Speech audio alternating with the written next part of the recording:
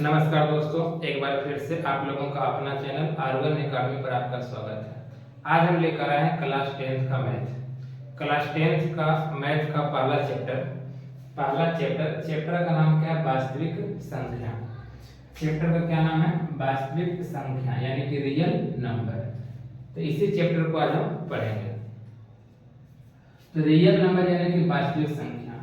यह जो वास्तविक संख्या चैप्टर है, ये क्लास 10th के 4 भागों में बांटा गया है। यह क्लास 10th के 4 पार्ट में यानी कि 4 पार्ट में क्या किया है? बांट दिया है। पहला पार्ट 1.1, फिर 1.2, 1.3 और 1.4 यानी कि 4 पार्ट में क्या किया है? बांट दिया है। तो क्लास 10th का जो पहला चैप्टर है वास्तविक संख्या, उसको कितने पार्ट में बांटा है? 4 पार्ट में। 1.1, 1.2, 1.3, 1.4 ये चारों पार्ट में क्या किया है? बांट दिया है। यानी कि 4 पार्ट पढ़ना है वास्तविक संख्या के चैप्टर में। तो वास्तविक संख्या चैप्टर है, तो वास्तविक संख्या को समझने से पहले इसमें कुछ बेसिक चीज है जो समझने का प्रयास करेंगे, जिसमें सबसे पहले आता है अंक। कि अंक किसे कहते हैं? सबसे पहले चीज क्या आता है? अंक। कि अंक किसे कहते हैं? तो अंक कहने का मतलब होता है कि वैसा अंकन पद्धति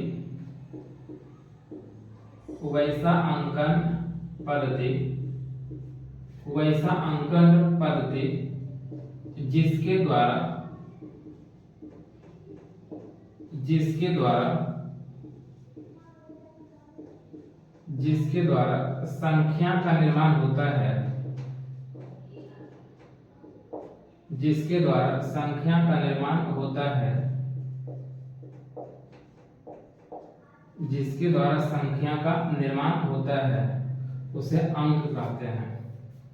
उसे क्या कहते हैं? अंक। उसे अंक कहते हैं।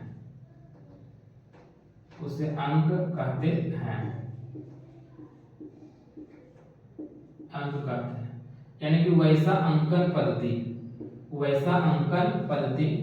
जिसके द्वारा संख्या का निर्माण होता है। किसका निर्माण होता है? संख्या का। तो जिसके द्वारा संख्या का निर्माण होता है उसे क्या कहते हैं? अंक। उसे क्या कहते हैं? अंक। उसे अंक कहते हैं।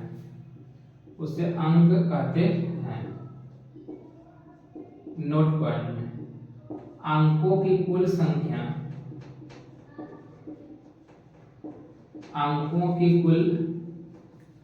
कुल 10 अंक होते हैं। कुल कितना अंक होते हैं? 10। तो बोल सकते हैं कि अंकों की कुल संख्या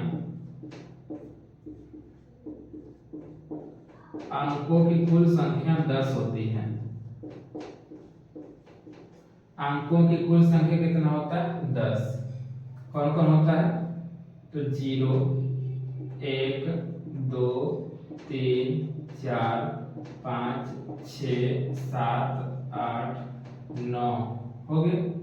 तो अंकों की कुल संख्या कितना होती है? 10। कौन कौन होता है?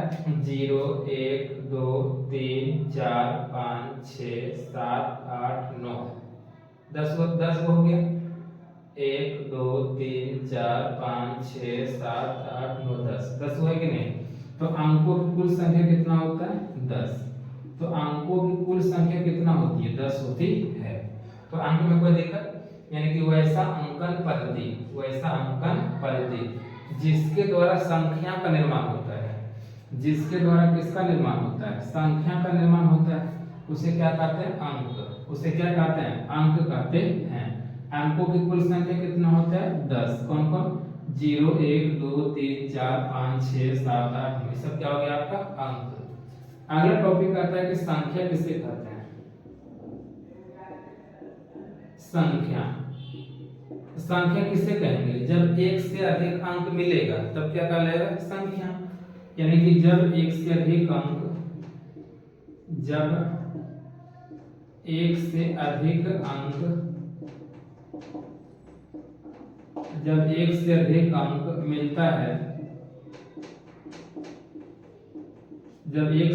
अंक मिलता है, तो क्या कहलाता है? संख्या कहलाता है। संख्या कहलाता है। जब एक से अधिक अंक मिलता है, जब एक से अधिक अंक मिलता है तब क्या कहलाता है? संख्या। जैसे देखिए, जैसे मान लिया जाए कि यहाँ पर हमने लिख दिया एक लिख दिया, तो एक क्या है? सिर्फ अंक है, एक सिर्फ एक अंक है। तो एक आपका क्या है कि सिर्फ एक अंक है, एक सिर्फ आपका क्या है? अंक है। इसके साथ एक अंक और मिला देते हैं 2, ये हो गया 12। ये 12 क्या हो गया आपका? संख्या। 12 क्या हो गया? संख्या। तो एक से अधिक अंक मिला, तो एक से अधिक अंक मिला तब क्या कहला है? संख्या कहला है। जैसे हमने लिख दिया सिर्फ 4 लिख दिया। अब 4 अकेला अंक है, इसके साथ क्या लिख देते हैं? मान लो कि 5 लिख दिए, तो क्या हो गया? 45। तो 45 क्या हो गया? संख्या। बताओ, एक अंक पहले से है, एक अंक और मिला दिए, तो एक से अधिक अंक मिला तब क्या कहला है? संख्या कहला है। तो एक से अधिक अंक जब मिलता है तो क्या कहलाता है? संख्या। यानी कि अंकों के समूह को क्या बोल सकते हैं? संख्या कहते हैं। अंकों के समूह को क्या कहते हैं? संख्या। यानी कि जब एक से अधिक अंक मिलता है तब क्या कहलाता है? संख्या कहलाता है। जब एक से अधिक अंक मिलता है तो क्या कहलाता है? संख्या कहलाता है। तो 12 हो गया, 45 हो गया, 60 हो गया, 70 हो गया, 55 हो गया, ये सब पूरा का पूरा क्या है? संख्या। पूरा क्या है? संख्या है। तो क्या कि जब एक से अधिक अंक मिलता है तो क्या कहलाता है? संख्या कहलाता है। संख्या में किसी को दिक्कत नहीं। फिर देखते हैं संख्या का भी कई प्रकार होते हैं, जैसे प्राकृतिक संख्या, प्राकृत संख्या हो गया, सम संख्या हो गया, पूर्ण संख्या। ये सब क्या संख्या? ये समझते हैं संख्या के बारे में। तो पहले इसमें जो संख्या के बाद पहला जो आता है ये आपका जाएगा प्राकृत संख्या। कौन संख्या आ जाएगा? प्राकृत संख्या। प्राकृत संख्या। तो पहला पॉइंट अंक हो गया, दूसरा हो गया संख्या, तीसरा क्या कहलाएगा? तीसरा पॉइंट क्या हो जाएगा? प्राकृत संख्या। तो प्राकृत संख्या एकदम बेसिक से पढ़ेंगे। तीसरा क्या है? प्राकृत संख्या। तो प्राकृत संख्या क्या होता है? तो गिनती की संख्या को, गिनती की संख्या, तो गिनती की संख्या को क्या कहते हैं? प्राकृत संख्या कहते हैं।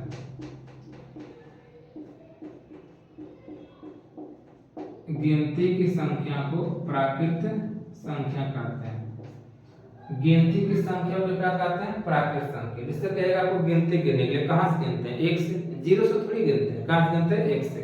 1 2 3 4 5 6 7 ऐसे गिनते हैं। तो गिनती की संख्या को क्या कहते हैं? प्राकृत संख्या। तो गिनती की संख्या को कहते हैं प्राकृत संख्या। जैसे तो कहां से स्टार्ट होगा? 1 से 1 2 3 4 5 6 डॉट डॉट डॉट डॉट। गिनती कभी खत्म होने वाला है? नहीं खत्म होने वाला है, यानी कि अनंत तक जाएगा, है कि नहीं? तो गिनती की संख्या को क्या कहते हैं? प्राकृत संख्या। प्राकृत संख्या। इसी में अगर पूछ देगा आपसे, इसी में अगर पूछ देगा कि सबसे छोटी प्राकृत संख्या कौन होता है? सबसे छोटी प्राकृत संख्या 1 होती है। तो सबसे छोटी प्राकृत संख्या, सबसे छोटी प्राकृत संख्या कितना होता है? 1, क्योंकि 1 से शुरू होता है। तो सबसे छोटी प्राकृत संख्या 1 होता है। अगर यही पूछता आपका कि सबसे बड़ी प्राकृत संख्या, सबसे बड़ी प्राकृत संख्या, तो सबसे बड़ी प्राकृत संख्या कौन होगा? अनंत, क्योंकि कुछ इसका पता नहीं है। तो सबसे बड़ी प्राकृत संख्या अनंत, क्योंकि इसका कोई पता नहीं है। तो प्राकृत संख्या हो गया। तो गिनती की संख्या को क्या कहते हैं? प्राकृत संख्या कहते हैं। गिनती कहां से करते हैं? 1 से। जैसे 1 2 3 4 5 6 7 डॉट डॉट डॉट, कभी खत्म होने वाला नहीं है, यानी कि अनंत तक। कहेगा कि सबसे छोटी प्राकृत संख्या कौन होता है? 1 होता है। सबसे छोटी प्राकृत संख्या कौन होता है? 1 होता है। तो सबसे छोटी प्राकृत संख्या 1 होती है। और कहेगा सबसे बड़ी प्राकृत संख्या तो नहीं पता, यानी क्या होता है कि अनंत होता है। तो सबसे बड़ी प्राकृत संख्या अनंत होता है। क्लियर? यहां तक आप लोगों को समझ में आ गया है? प्राकृत संख्या समझ में आ गया, कोई दिक्कत की बात नहीं है। फिर देखते हैं कि प्राकृत संख्या जो होता है कि प्राकृत संख्या कौन होता है, तो गिनती की संख्या क्या कहते हैं प्राकृत संख्या, जैसे 1 2 3 4 5 6 7 डॉट डॉट डॉट डॉट अनंत, ये सब क्या प्राकृत संख्या। इसी में से एक प्रश्न आता है, जैसे मान लिया कि आपका पूरा गिनती दे दिया, मान लिया कि यहाँ 7 तक गिनती दे दिया है, अब कहा देगा कि प्रथम 7 प्राकृत संख्या का योगफल कितना हो जाएगा, प्रथम 7 प्राकृत संख्या का योगफल। तो इसका फार्मूला चलता है, फार्मूला क्या चलता है देखिएगा, जिससे कहा दिया आपका n प्राकृत संख्या, n प्राकृत संख्या, n प्राकृत संख्या, तो n प्राकृत संख्याओं का योगफल, तो n प्राकृत संख्याओं का योगफल तो क्या हो जाएगा, n इंटू n प्लस 1/2 होता है। क्या होता है, n इंटू n प्लस 1/2। यहाँ पर n क्या है, तो n जहां तक बोलेगा, जैसे बोल देगा कि 7 प्राकृत संख्याओं का योगफल क्या होता है, यहाँ पर n का मान क्या हो जाएगा 7। जैसे बोलेगा 10 प्राकृत संख्याओं का योगफल कितना, यहाँ क्या हो जाएगा आपका 10, n का क्या हो जाएगा 10 हो जाएगा। इसे एग्जांपल में देखा जाए तो आपसे कहा दिया कि 10 प्राकृत संख्याओं का योगफल, 10 प्राकृत संख्याओं का योगफल, 10 प्राकृत संख्याओं का योगफल कितना होगा,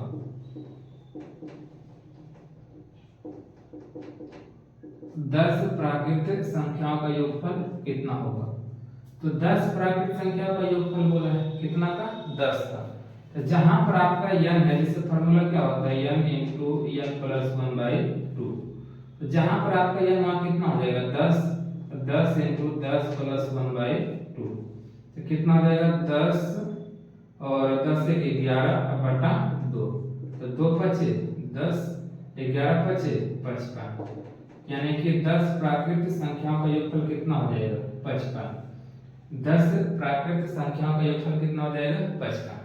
जैसे आपका एग्जांपल, दूसरा एग्जांपल लेते हैं, आपका कहा दिया कि 15 प्रथम 15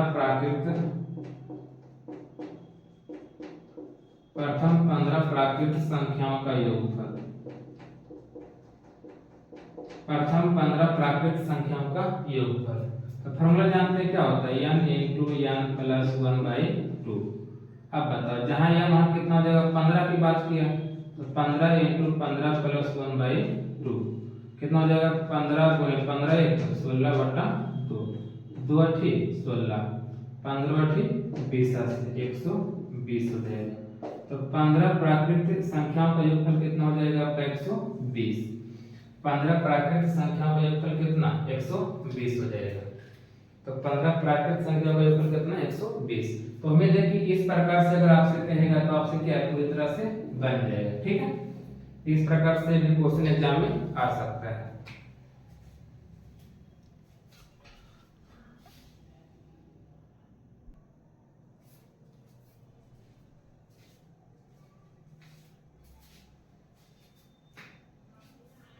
तो प्राकृत संख्या का हो गया था। अगला अगला क्या चलेगा, 3 हो गया था। चौथा क्या चलेगा आपका पूर्ण संख्या। कौन संख्या, पूर्ण संख्या। तो पूर्ण संख्या, तो पूर्ण संख्या क्या होता है, कहता है कि जब प्राकृत संख्या में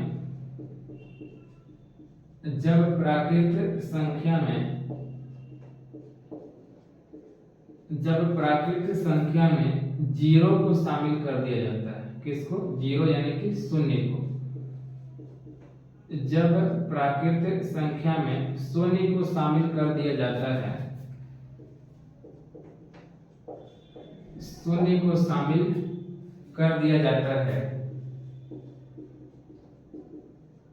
शून्य को शामिल कर दिया जाता है तो उसे पूर्ण संख्या कहते हैं।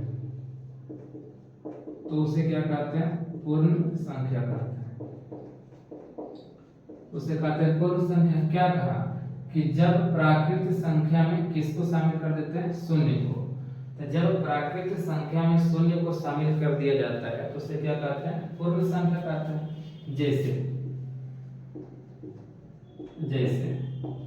जैसे की बात अगर किया जाए तो कहेगा कि जैसे में देखा जाए तो क्या बोला कि प्राकृत संख्या में शून्य को शामिल कर देगा, यानी कि आपका 1 2 3 4 5 6 डॉट डॉट डॉट डॉट अनंत खत्म होने वाला नहीं है।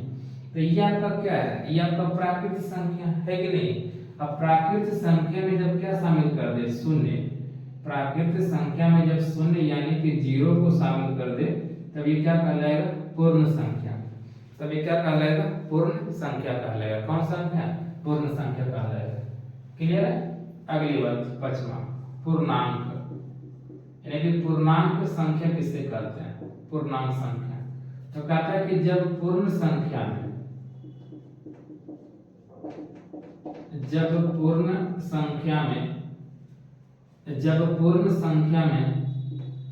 ऋणात्मक संख्या को शामिल कर दिया जाता है, जब पूर्ण संख्या में ऋणात्मक संख्या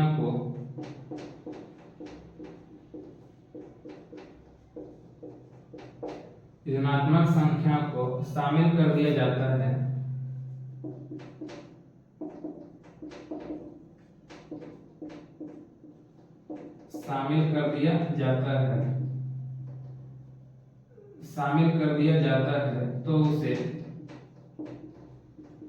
तो उसे पूर्णांक संख्या कहते हैं, पूर्णांक कहते हैं।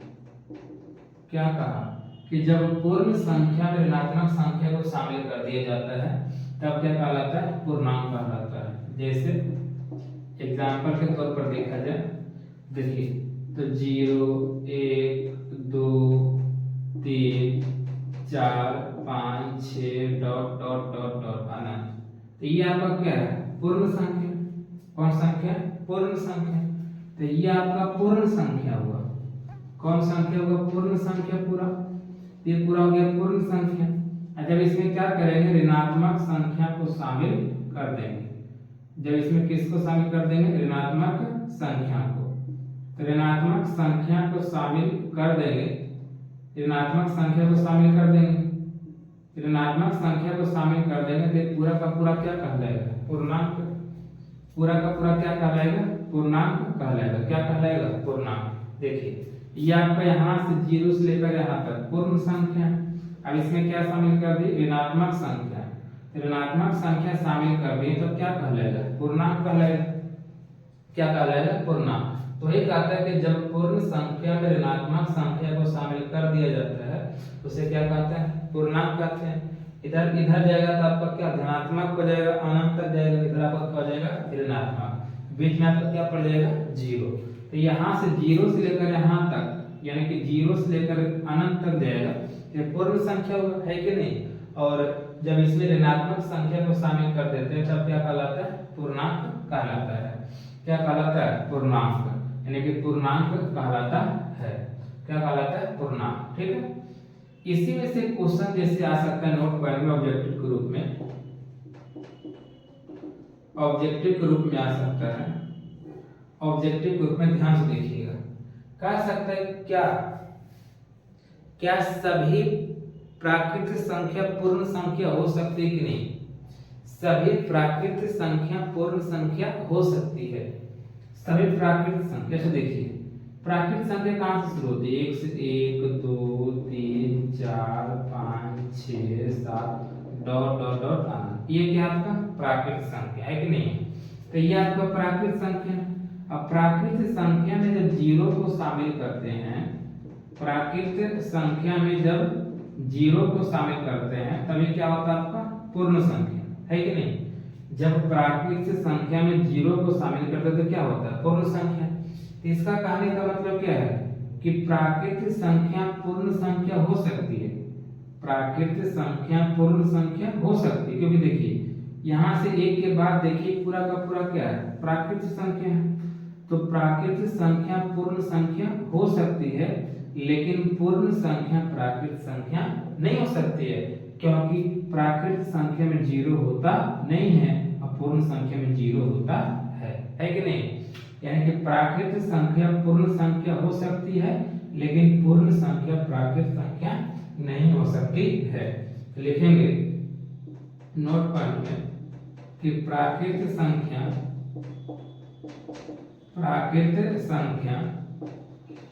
पूर्ण संख्या हो सकती है,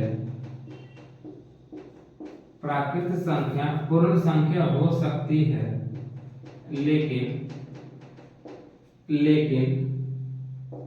पूर्ण संख्या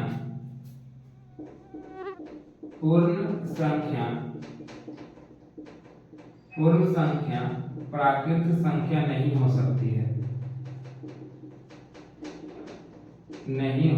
सकती है, प्राकृत संख्या पूर्ण संख्या नहीं हो सकती है। ऐसा समझे कि नहीं? देखिए ऊपर वाला क्या है आपका प्राकृत संख्या, नीचे वाला क्या है आपका पूर्ण संख्या, है कि नहीं? अब देखिए जीरो को अगर छोड़ दिया जाए तो एक के बाद पूरा का पूरा क्या है प्राकृत संख्या, तो प्राकृत संख्या में जीरो मिला तभी तो पूर्ण संख्या बना। तो यहाँ से देखा जाए तो ये पूरा क्या है प्राकृत संख्या, तो पूर्ण संख्या में कौन आ गया प्राकृत संख्या आ गया। तो मतलब क्या है कि प्राकृत संख्या पूर्ण संख्या हो सकती है लेकिन पूर्ण संख्या प्राकृत संख्या नहीं हो सकती है, क्योंकि प्राकृत संख्या में जीरो नहीं होता है और पूर्ण संख्या के पास क्या होता है जीरो होता है। इसलिए क्या है कि प्राकृत संख्या पूर्ण संख्या हो सकती है लेकिन पूर्ण संख्या प्राकृत संख्या नहीं हो सकती है, पूर्ण संख्या प्राकृत संख्या नहीं हो सकती है। इसी प्रकार से दूसरा अगर देखा जाए तो दूसरा नोट पॉइंट क्या हो सकता है?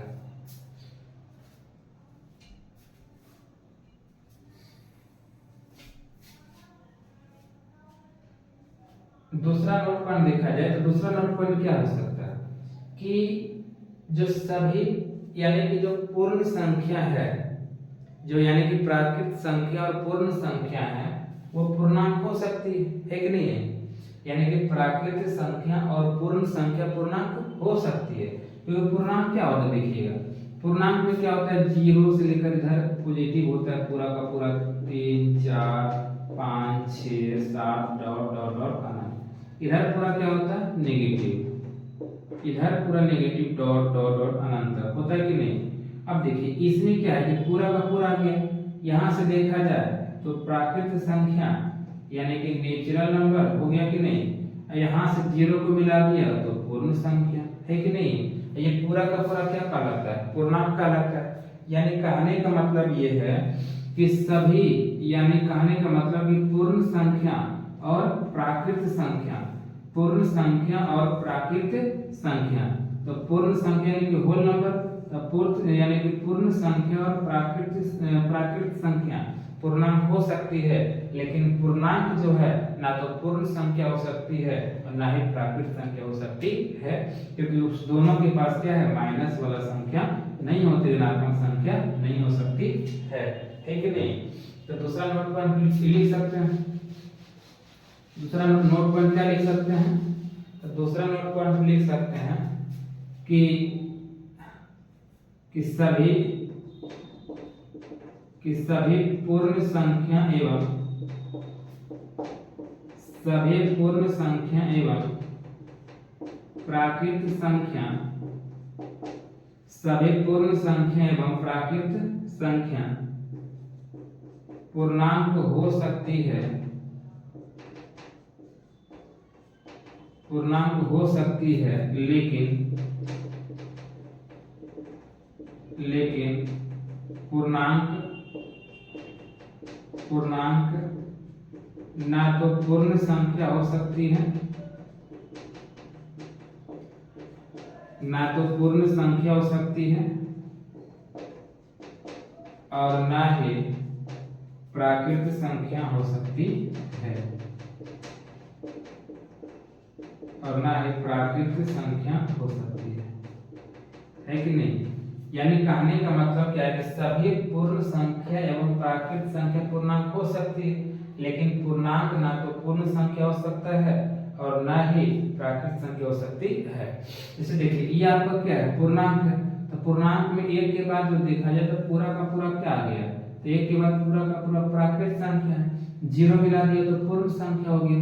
तो पता पूर्णांक में दोनों आया कि नहीं आया, प्राकृत संख्या भी आ गया और पूर्ण संख्या भी आ गया।